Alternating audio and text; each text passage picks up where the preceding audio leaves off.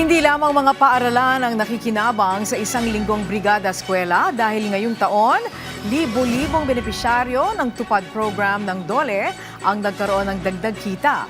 Tulad na lamang ng halos 19,000 at tupad workers sa Bicol Region. Silipin natin yan sa sentro ng balita ni Diana Mendez ng Radyo Pilipinas, Albay.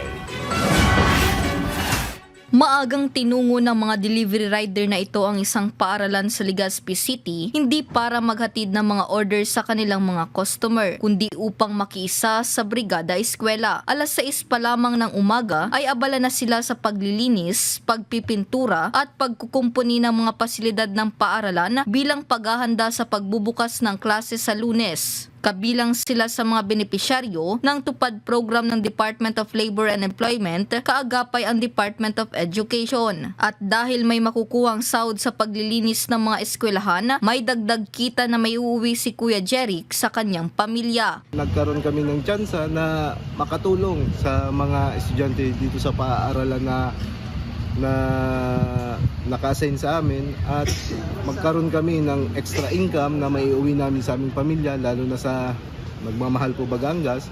Dagdag kita rin para kay Kuya Angelito ang pagkakasama niya sa tupad dahil hindi palaging sapat ang kita niya sa pagdi-deliver ng mga order. Ito po nakakatulong sa amin kasi minsan nababawasan yung kita namin kay Foodpanda.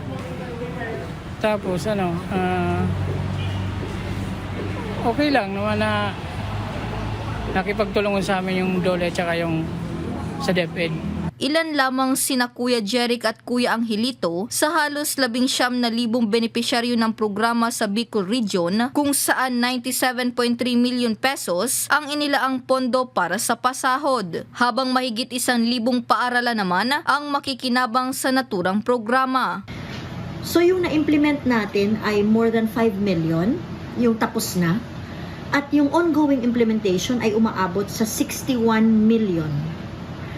At yung ine-evaluate pa natin for implementation ay umaabot sa 31 million. Paliwanag ng DOLE, bahagi ng programa na tiyaking malinis at ligtas ang mga paaralan sa Lunes, kasabay ng pagbibigay ng pansamantalang hanap buhay sa mga magulang at guardian para makatulong sa kanilang gastusin. Mula sa Albay, para sa Integrated State Media, Diana Mendez ng Radyo Pilipinas, Radyo Publiko.